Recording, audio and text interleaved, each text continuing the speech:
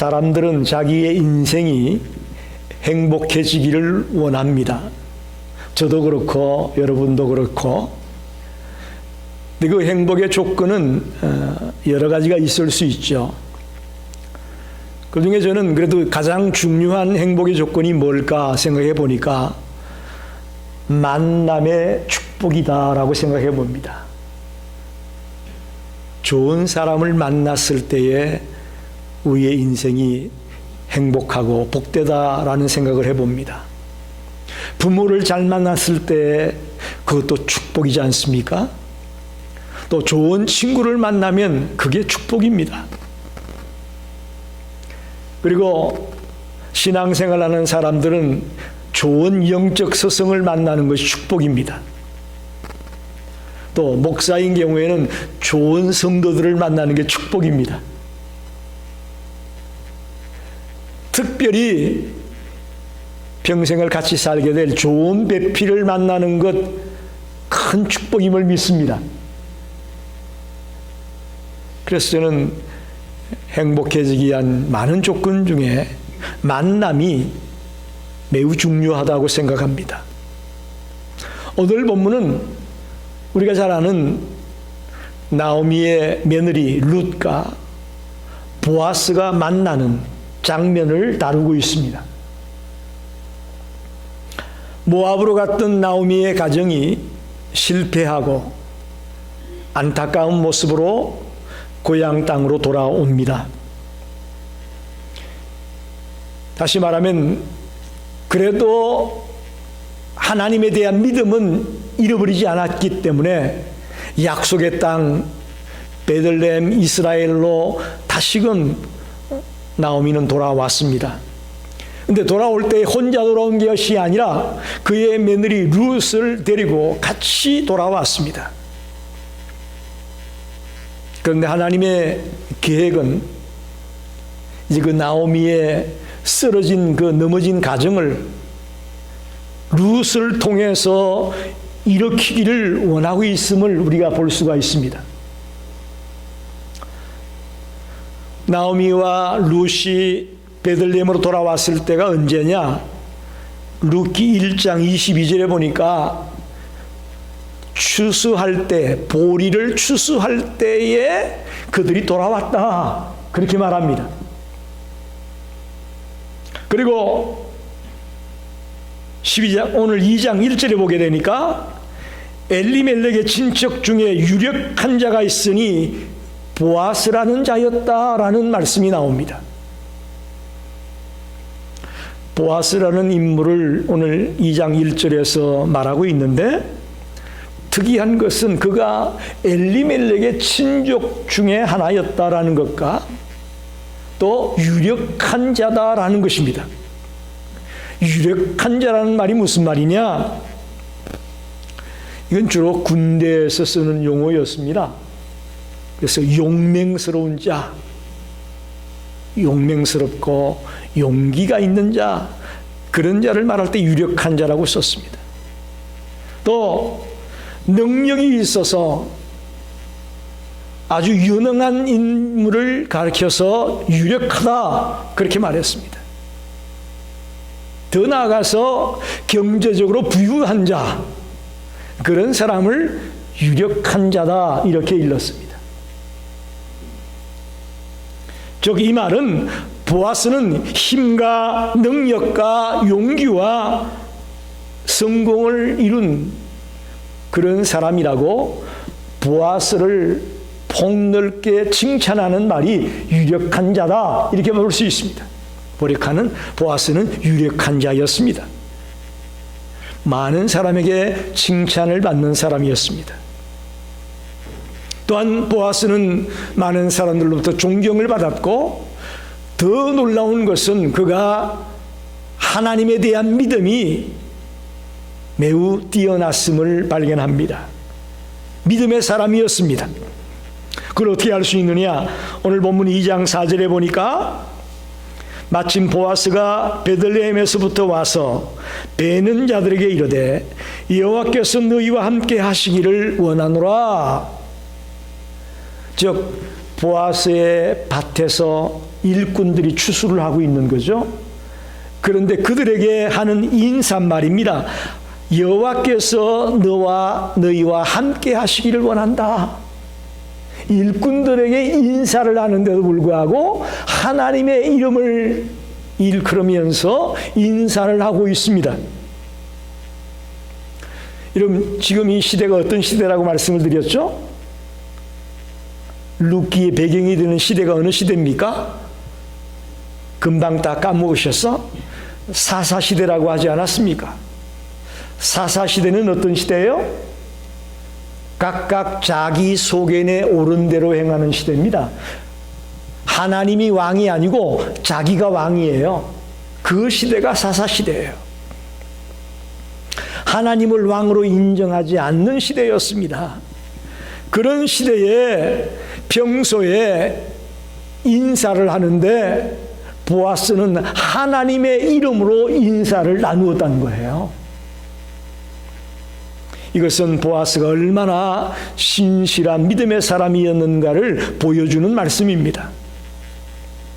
자, 이렇게 보아스에 대한 정보를 요약해 보면 보아스는 신앙적으로나 또 인간적으로 유력한 사람이었습니다.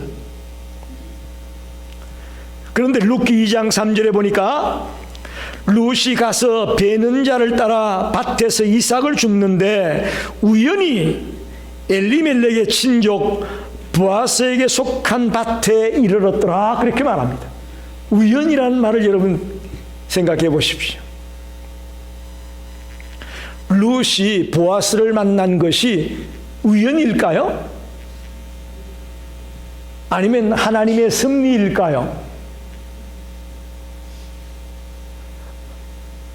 매우 중요한 말입니다. 인간적인 생각으로 볼 때는 우연이라고 말할 수 있겠지만 영적으로 우리가 이 일을 바라볼 때 이것은 우연이 아니라 하나님의 섭리요, 하나님의 계획이었음을 믿습니다. 우리들의 만남에 하나님의 섭리가 있다는 것을 기억하시기 바랍니다. 오늘 이 말씀을 가지고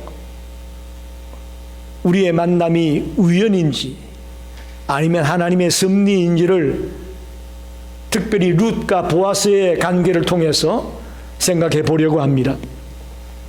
첫째로 세상적 만남은 외모로 상대방을 판단합니다. 우리가 지금 많은 사람을 만나면서 살아가고 있는데 세상적인 만남은 외모로 상대방을 판단하죠. 얼마 전에 잠깐 시간이 있어서 어떤 텔레비전을 보게 됐는데 한 여자 연예인에게 당신의 이상형이 누굽니까? 이상형이 어떤 사람입니까? 라고 물었어요, 사회자가. 그러니까 이 여자 연예인이 하는 말이 첫째 잘생기고 두 번째 능력 있고 세 번째 근육질의 남자야. 그리고 유머가 있는 남자면 좋겠다는 거예요. 이게 이 여자 연예인만의 이상형일까요? 오늘 대부분의 사람들이 외모를 보고 만남을 가지려고 합니다. 오늘 룻과 보아스는 서로 대면하기까지 전혀 상대방을 몰랐습니다. 그죠? 전혀 상대방을 몰랐어요.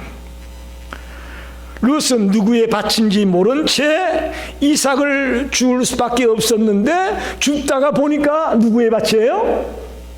보아스의 밭이었던 거예요.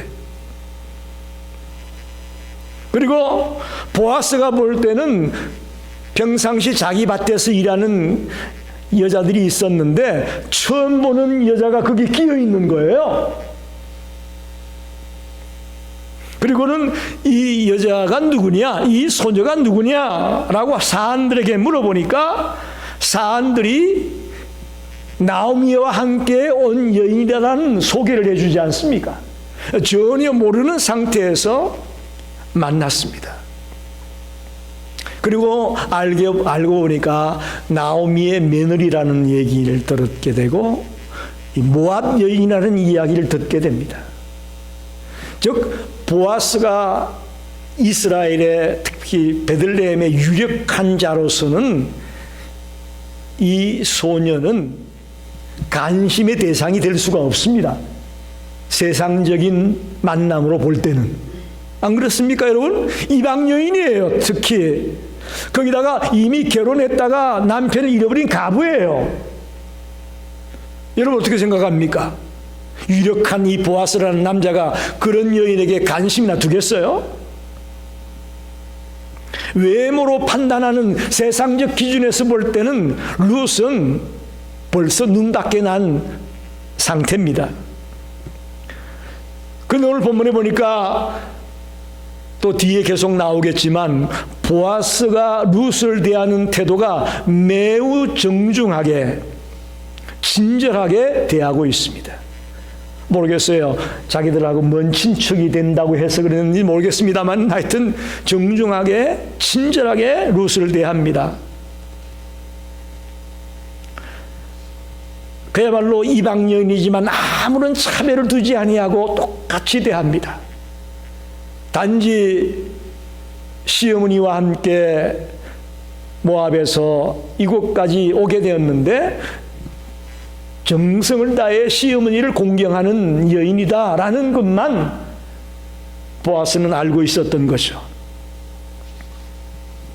여러분 보십시오. 세상적 기준에서 볼 때는 보아스와 룻의 만남이 이루어질 수가 없었다고 봅니다. 그런데 우연이 아니고요. 하나님의 섭리에 의해서 룻과 보아스가 만나게 된 것을 믿습니다. 그래서 만남에는 하나님의 계획이 있고 하나님의 섭리가 있음을 믿습니다. 지금 우리가 이렇게 한 교회에서 신앙생활을 하게 된 것도 이게 하나님의 섭리가 있는 줄 믿습니다. 우연히 어찌어찌 하다 보니까 내가 여기까지 왔네. 그게 아니고요. 우리가 하나님의 섭리와 하나님의 인도하심을 따라 한 교회를 섬기게 되었다는 것을 믿습니다.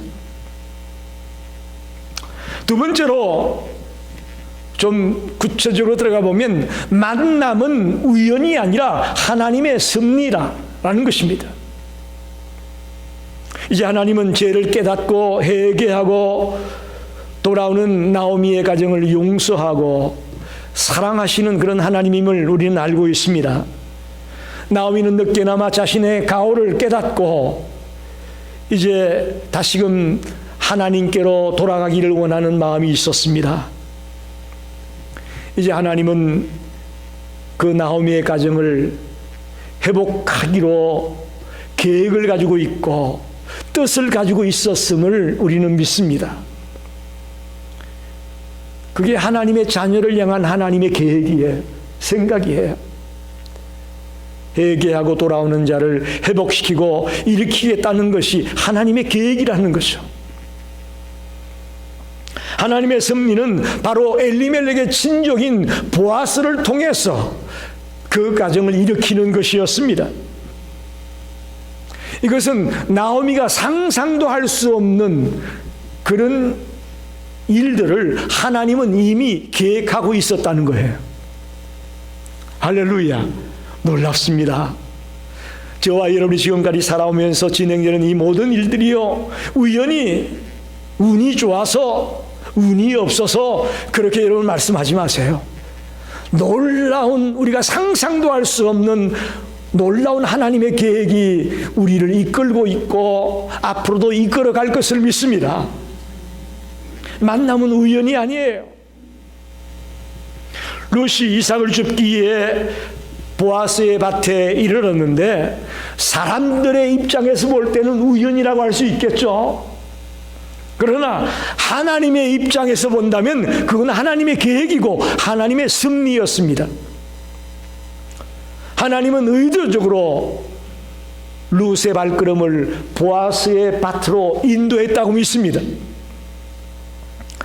우리가 잘 아는 잠언 16장 9절 말씀, 우리 한번 같이 읽어볼까요? 사람이 마음으로 자기의 길을 계획할지라도 그의 걸음을 인도하시는 이는 여호와이시니라. 할렐루야. 저는 이 말씀을 참 좋아합니다. 저희 집에도 액자가 하나 있는데 이 액자에 이 구절이 적혀 있어요. 사람이 마음으로 자기의 길을 계획할지라도 그의 걸음을 인도하는 분은 하나님이다. 하나님은 사람이 갈 길과 방향을 결정합니다. 룻이 밭에서 이삭을 줍고 있을 때에 마침 보아스가 자신의 밭으로 왔어요. 그래서 두 사람이 만나게 되는 것도 하나님의 인도하심인 줄 믿습니다. 우연이 아니에요. 즉 쉽게 말하면 하나님의 뜻은 룻이 보아스에게로 인도되어서 두 사람이 결혼하는 것이 하나님의 뜻이었습니다. 룻에 대해서 질문하는 보아스에게 사안이 뭐라고 얘기합니까? 칭찬을 아끼지 않습니다. 잠깐 쉬는 시간 외에는 하루 종일 밭에서 열심히 일을 하고 있다고 칭찬합니다. 그래서 보아스로 하여금 룻에 대해서 더 호감을 가지게 만들어줍니다. 이런 모든 일들이 세상 사람들은 우연이라고 말할지 모르겠지만 우리 하나님의 백성들에게는 이건 우연이 아니고 하나님의 섭리요, 하나님의 인도하심이요, 하나님의 계획임을 믿습니다. 여러분, 하나님이 룻이나 보아스에게만 섭리하실까요? 하나님은 여러분에게도 섭리하고 있고 인도하고 있고 계획하고 있음을 믿으시기 바랍니다. 놀라운 이야기입니다. 택한 백성들에게 은혜를 베풀고 그들을 바르게 인도해 나가는 것이 하나님의 계획인 것입니다. 오늘 이 말씀을 듣고 저와 여러분이 더 철저하게 하나님을 의지하고 하나님께 모든 걸 맡기며 걸어가는 자가 되기를 간절히 축원합니다. 마지막으로 공손하고 성실한 자에게 만남의 축복을 주십니다. 게을러 터지고 무례하고 엉망진창으로 사는데도 하나님이 섭리해가지고 만남의 축복을 주는 거 아니에요? 정말 매사에 공손하고 성실하며 충성된 삶을 살아가는 자에게 만남의 축복을 준단 말입니다. 룻은 믿음의 여인이었습니다. 어머니의 하나님을 나의 하나님으로 삼겠다는 그 룻의 고백, 여러분 기억하지 않습니까? 특별히 그녀가 공손하다고 표현을 했는데 어떻게 공손하냐? 뭘 보고 공손하다고 하느냐? 2절에 보니까 밭에 나가서 이삭을 줍는 일을 시어머니 나오미에게 허락을 받습니다. 내가 누구에게 은혜를 입으면 그를 따라가서 이삭을 줍겠나이다. 어머니, 내 이삭 주러 갈 테니 허락해 주세요. 이런 말이에요. 자기 마음대로 행동하지 않았습니다. 시어머니의 근의에 순복하는 여인이었습니다. 부모의 근의를 존중하는 것만큼 큰 효는 없습니다. 할렐루야. 다른 게 효가 아니에요. 부모를 존경하고 부모를 사랑하고 아끼는 것이 그게 효거든요. 그런 의미에서 룻은 아주 공손한 여인이었습니다. 또한 룻은 사회생활함에 있어서도 공손했습니다. 7절에 보면 이삭을 주울 때에 그 밭에서 일하는 일꾼들에게 허락을 받습니다. 7절에 뭐라고 말합니까? 나로 베는 자를 따라 단 사이에서 이삭을 줍게 하소서. 이삭을 베는 일꾼들에게 내가 여기 이삭을 주어도 됩니까? 라고 허락을 받고 일을 시작하고 있다는 거예요. 상대방의 권리를 존중하고 인정해 줄 줄 아는 공손한 여인이 룻이었습니다. 또한 사안은 보아스에게 룻이 성실한 여인이라고 말합니다. 성실한 여인. 잠깐 쉬는 시간 집에 가서 쉬었다가 온 이후에는 한 번도 쉬지 않고 끊임없이 일하고 있다라고 성실한 여인이라고 소개하고 있습니다. 여러분, 저를 보십시오. 우리 모두에게는 인생을 살아가다 보면 기회가 찾아옵니다. 근데 그 기회를 붙잡느냐 못 잡느냐는 자기 몫입니다. 그렇잖아요? 수많은 기회가 우리에게 찾아오지만 그 기회를 붙잡지 못하면 우리는 그것을 내 것으로 만들 수가 없습니다. 룻은 비록 남의 밭에서 추수하고 떨어져 있는 그 이삭을 줍는 그런 신세였지만 그는 그 일에 최선을 다했습니다. 이런 모습이 보아스에게 보기 좋았고 또 칭찬할 만했다라고 우리는 이해가 됩니다. 호감을 샀던 거죠. 아, 이렇게 성실하게 열심히 살아가는 여인이구나 하는 것을 보게 된 것입니다. 누가복음 16장 10절에 한번 같이 읽어볼까요? 지극히 작은 것에 충성된 자는 큰 것에도 충성되고 지극히 작은 것에 불의한 자는 큰 것에도 불의하니라. 여러분, 그렇습니다. 룻이 지극히 작은 일이죠. 보리 추수를 하고 거기 나락이 바닥에 떨어지는 것들, 그것은 가난한 사람들을 위해 그냥 주는 건데 그거 주워 가지고 와서 시어머니와 먹을 걸 만들어서 먹는 거예요. 작은 일이죠. 그 작은 일에 충성하는 자는 큰 것에도 충성될 수 있지만 지극히 작은 일에 불의한 사람은요, 큰 것에도 불의할 수 있다고 말합니다. 이게 성경의 가르침이에요. 비록 남의 밭에 떨어진 이삭을 줍는 그런 룻이지만 그는 충성된 성실한 삶을 살아가는 여인이었습니다. 그래서 그는 장차 보아스의 아내가 되고 그 보아스의 관계에서 오벳을 낳게 되고, 오벳은 다윗의 할아버지거든요. 더 나아가서 예수님의 족보에 이름이 올라간 여인이 되고 맙니다. 말씀을 정리합니다. 나오미는 기구한 운명 앞에서도 하나님에 대한 믿음을 가지고 있었습니다. 또한 그의 며느리 룻도 시어머니를 보면서 하나님을 신뢰했습니다.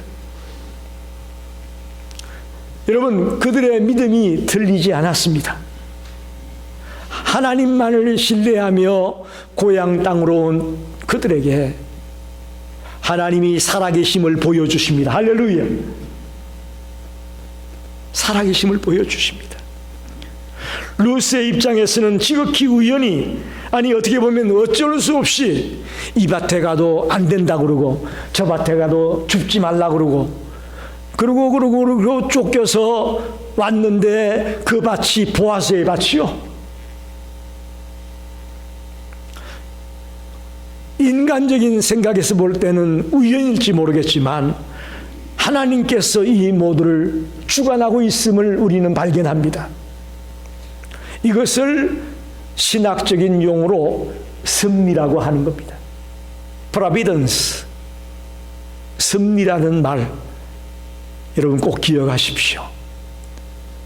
저와 여러분의 인생에 하나님의 섭리가 있음을 믿으시기 바랍니다. 보아스와 룻의 만남은 우연이 아니었습니다. 하나님의 작품이었습니다. 할렐루야. 하나님의 작품이란 말 기억하십시오. 저와 여러분의 인생이 하나님의 작품이 되기를 원합니다. 내 멋대로 살다가 끝나버리는 인생이 아니라 하나님의 작품처럼 살다가 가시기를 바랍니다. 이 세상에 우연은 없습니다. 불신앙의 사람들의 눈에는 우연처럼 보일지 모르겠지만 우리 믿음의 사람의 눈에는 우연은 없습니다. 하나님께서 룻과 보아스의 만남을 허락했듯이 저와 여러분에게도 이런 놀라운 만남의 축복이 넘치게 되기를 간절히 축원합니다.